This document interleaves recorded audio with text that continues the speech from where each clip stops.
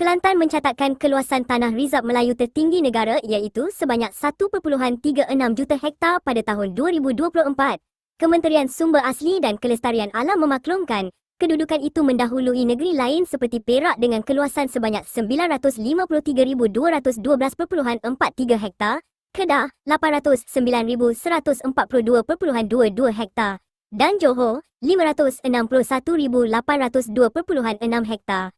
Keluasan TRM di Pahang pula 444,074.9 hektar diikuti Negeri Sembilan 224,483.22 hektar, Selangor 164,743.96 hektar, Perlis 33,554.48 hektar dan Kuala Lumpur 1,004 hektar. TRM di Terengganu pula seluas 2,378.89 hektar manakala tanah pegangan Melayu di negeri sama adalah 401,129 hektar.